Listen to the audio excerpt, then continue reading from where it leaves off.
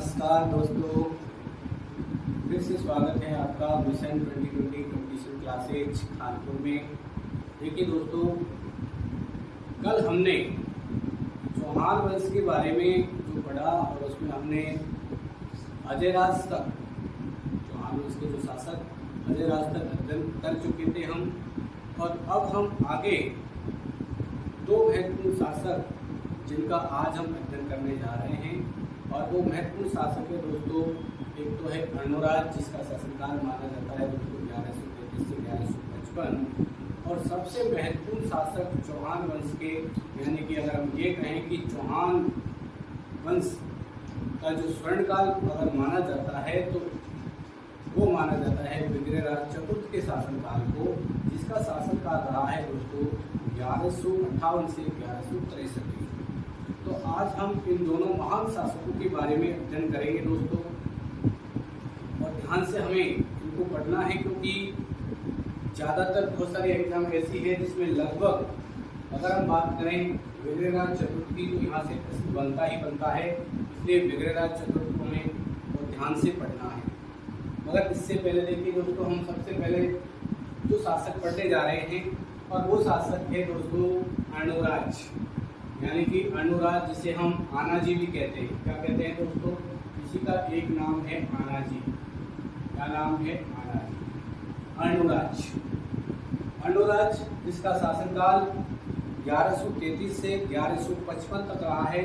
और अजयराज जो शासक था इससे पहले, उसी की तरह ये भी एक शैव धर्म का अनुयायी था, शैव धर्म मतावलंबी था। यानी कि अगर हम बात करते हैं कि भाई शैव धर्म का उपासक इनको माना जा सकता है, तो ये जो शासक है दोस्तों वो है शैव धर्म का अनुयायी है।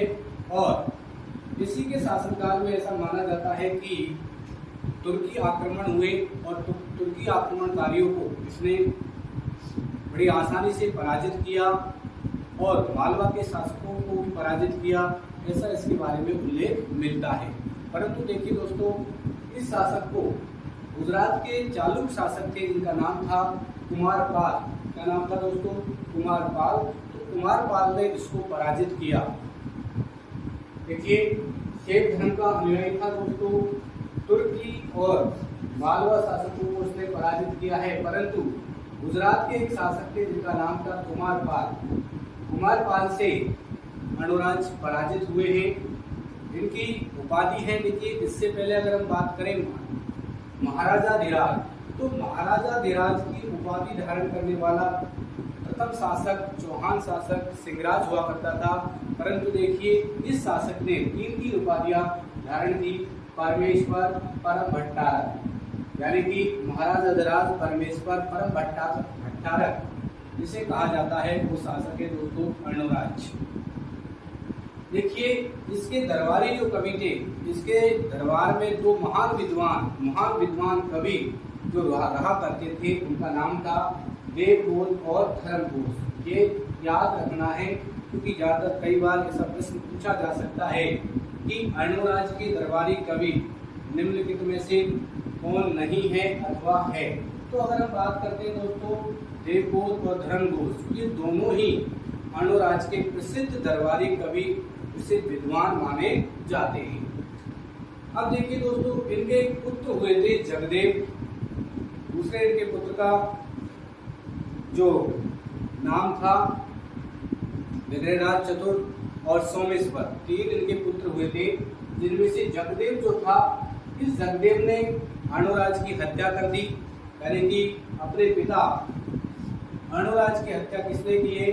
पुत्र जगदेव ने। इसलिए अगर देखा जाए कि चौहानों में पहली बार किसी पुत्र ने अपने पिता की हत्या की, तो वो पुत्र था जगदेव। इसका पुत्र, अर्णोराज का पुत्र जगदेव। इसलिए चौहानों का प्रथम पितृहंता शासक दोस्तों किसे कहा जाता है? जगदेव को कहा जाता है। अब देखिए, इसके निर्माण कार्यों की अगर हम बात करें दोस्तों, तो इसने, क्योंकि देखिए अर्णोराज को आनाजी कहा जाता था, तो इसी के नाम पर इसने अजमेर में एक झील बनवाई थी दोस्तों, और उस झील का नाम था आना सागर झील। कौन सी झील दोस्तों?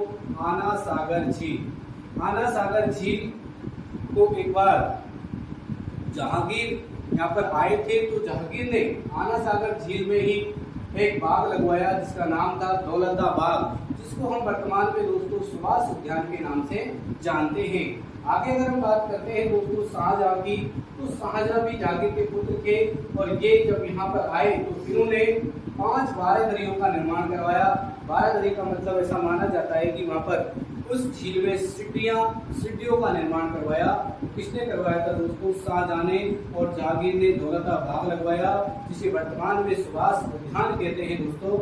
आगे देखिए अगर हम बात करते हैं तो एक मंदिर है जिसे वराह मंदिर के नाम से जाना जाता है। विष्णु भगवान का मंदिर है जिसे वराह मंदिर के नाम से जाना जाता है। और इस वराह मंदिर का निर्माण भी अर्णोराज ने पुष्कर अजमेर में करवाया था, जिसका अगर जीर्णोद्धार अगर बात करें, पूरे निर्माण की अगर बात करें तो महाराणा प्रताप के एक भाई हुआ करते थे जिनका नाम था दोस्तों समर सिंह। तो समर सिंह ने इसका जीर्णोद्धार करवाया।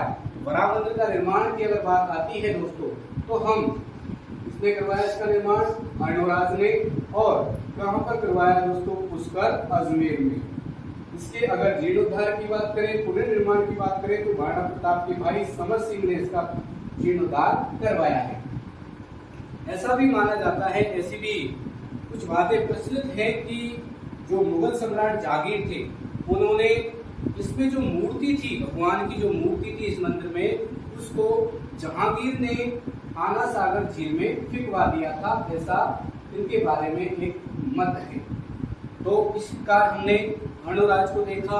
अब आगे हम देखिए दोस्तों, सबसे महत्वपूर्ण शासक हुए हैं चौहान वंश के, जिसका शासनकाल चौहानों का स्वर्ण काल माना जाता है। या इन्हीं के शासनकाल में अगर देखा जाए तो कला कटार और बात करें, कला कटार और कलम तीनों का ही विकास हुआ। यानी कि हम ये कह सकते हैं कि साहित्य के क्षेत्र में भी ये बहुत अग्रणी था। इसे खुद को ये जो विग्रहराज चतुर्थ था ये स्वयं अपने आप में एक कवि भी था जिसने हरिकेली नाटक की रचना की। तो देखिए दोस्तों हम इसके बारे में बात करते हैं। विग्रहराज चतुर्थ जिसका शासनकाल दोस्तों माना जाता है 1158 से 1163 ईस्वी, और इसका एक नाम और है जिसे कहते हैं विग्रहराज चतुर्थ को ही हम विसल देव के नाम से भी जानते हैं। इसकी एक प्रसिद्ध उपाधि है और ये उपाधि हमें जयनक भट्ट के ग्रंथ पृथ्वीराज विजय में देखने को मिलती है। यानी जयनक भट्ट के अनुसार विग्रहराज चतुर्थ को कवि बांधव या फिर हम कहें कटि बांधव की उपाधि दी गई है। यह वह शासक है जिसने चौहानों का पहला शासक जिसने दिल्ली पर अधिकार किया, दिल्ली के तोमर शासकों को पराजित किया। ठीक दोस्तों, आगे देखिए बात करते हैं, यह चौहानों का पहला शासक जिसने दिल्ली पर क्या किया है? अधिकार किया है। और गजनी पड़ता है दोस्तों अफगानिस्तान में। तो गजनी के शासक थे जिनका नाम था अमीर खुसरो शाह। क्या नाम था दोस्तों? अमीर खुसरो शाह। और अमीर खुसरो शाह को भी विग्रहराज चतुर्थ यानी कि विसल देव के द्वारा पराजित किया गया था। स्वयं विद्वान था, विद्वानों का आश्रयदाता ऐसे माना जाता है क्योंकि इसके दरबार में सोमदेव और नरपति नाले जैसे विद्वान आश्रय पाया करते थे दोस्तों। तो ये स्वयं विद्वान था, स्वयं कवि भी था और इन्होंने एक नाटक की रचना की। इस नाटक का नाम है हरिकेली। ये हरिकेली जो नाटक है संस्कृत भाषा में लिखा गया है दोस्तों। कौन सी भाषा में लिखा गया है? संस्कृत भाषा में, जिसकी रचना विसल देव यानी विग्रहराज चतुर्थ के द्वारा की गई है। और अगर आप बात करते हैं दोस्तों हरिकेली नाटक, तो हरिकेली नाटक में अर्जुन और महादेव के बीच के संवाद का वर्णन इस नाटक के अंतर्गत किया गया है। इनके दो महान दरबारी कवि थे, एक का नाम था सोमदेव और जिन्होंने जो ग्रंथ लिखा, जो नाटक लिखा, उसका नाम है दोस्तों ललित विग्रहराज। और ललित विग्रहराज जो नाटक है दोस्तों, अगर हम इसके बारे में बात करते हैं तो ऐसा माना जाता है कि इंद्रपुर की राजकुमारी थी वैसल देवी और विसल देव के बीच जो प्रेम प्रसंग था उसका वर्णन किसमें है दोस्तों? ललित विग्रहराज में। दूसरे महान कवि जो हुए नरपति नाले, जिन्होंने विसल देव रासो नामक ग्रंथ की रचना की है दोस्तों। देखिए दोस्तों इसके शासनकाल को कला कटार कलम तीनों का इसके शासनकाल में विकास हुआ। ठीक है दोस्तों, इसका शासनकाल अगर हम बात करें सपाद लक्ष्य के चौहानों में, तो इसका शासनकाल सपाद लक्ष्य के चौहानों में स्वर्ण काल माना जाता है दोस्तों।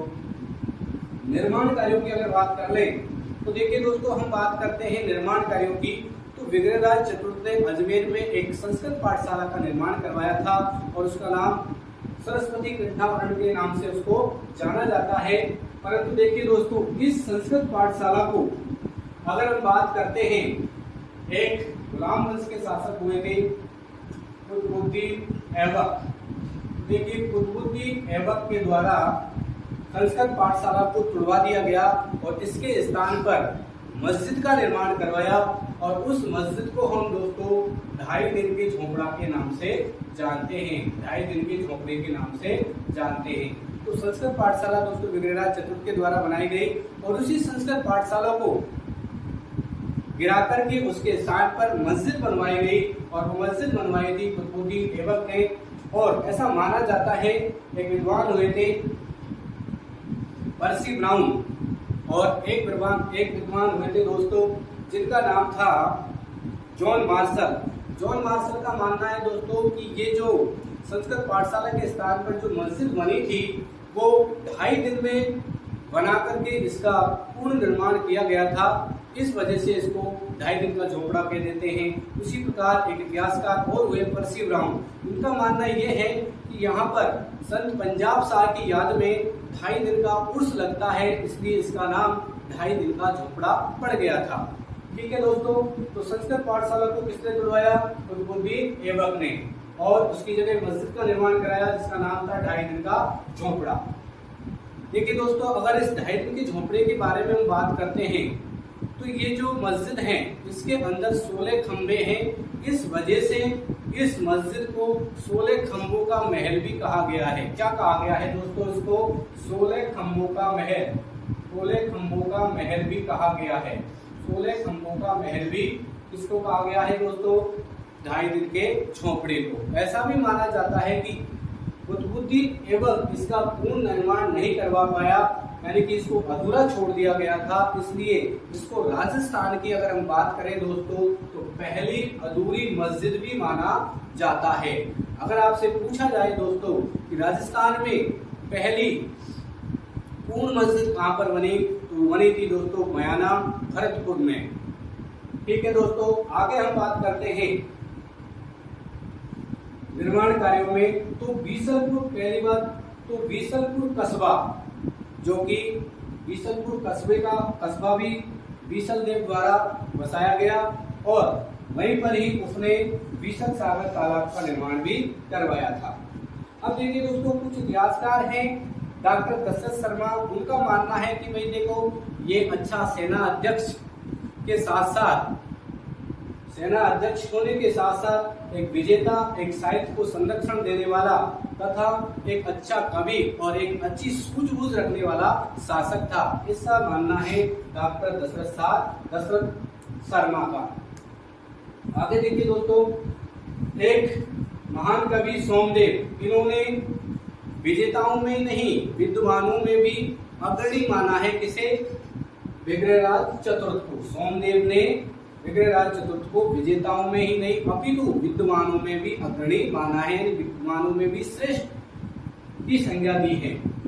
मगर एक महान इतिहासकार हुए किलहॉर्न कोलीहॉर्न, इनका मानना तो ये है कि विग्रहराज चतुर्थ की इस प्रकार से प्रशंसा करते हैं और ये बताते हैं कि कालिदास, संस्कृत साहित्य में कालिदास और भवभूति के समान या फिर उनकी अगर होड़ कर सकता है तो वो व्यक्ति है विग्रहराज चतुर्थ अर्थात बीसल देव। यानी कि हम ये कहें दोस्तों कि किलहॉर्न ने विग्रहराज चतुर्थ को कालिदास और भवभूति के समकक्ष ही माना है। यानी साहित्य के क्षेत्र में अगर देखा जाए, साहित्य के क्षेत्र में अगर भवभूति और कालिदास का की बराबरी कर सकता है तो वो शासक है दोस्तों विग्रहराज चतुर्थ यानी कि बीसल देव। इस प्रकार से हम देखते हैं दोस्तों, हमने 2 शासकों का यहाँ पर अध्ययन किया, अर्णोराज और विग्रहराज चतुर्थ। विग्रहराज चतुर्थ के बाद देखिए दोस्तों, जो शासक बनते हैं वो बनते हैं अपर गांगे, जिसकी हत्या उसके भाई पृथ्वीराज सेकंड के द्वारा कर दी जाती है। अब बात करते हैं हम पृथ्वीराज सेकंड की। विग्रहराज चतुर्थ के बाद जो शासक बने दोस्तों वो बने थे अपार गांगे, और अपार गांगे की हत्या उनके भाई पृथ्वीराज सेकंड के द्वारा कर दी गई। इसके द्वारा कर दी गई दोस्तों पृथ्वीराज सेकंड, जो कि उसका भाई था। इसलिए चौहानों में अगर देखा जाए तो पहला भ्रातहंता शासक जिसे माना जाता है तो वो है दोस्तों पृथ्वीराज सेकंड। देखिए दोस्तों, पृथ्वीराज सेकंड की मृत्यु निसंतान ही हो गई थी, इसके कोई संतान नहीं थी। तो इसके बाद अजमेर का जो शासक बनता है वो बनता है दोस्तों इसके चाचा सोमेश्वर। कौन बनते हैं दोस्तों? सोमेश्वर चौहान, अगले शासक। देखिए, अगर हम बात करें विग्रहराज चतुर्थ के बाद शासक कौन बने दोस्तों? अपार गांगे।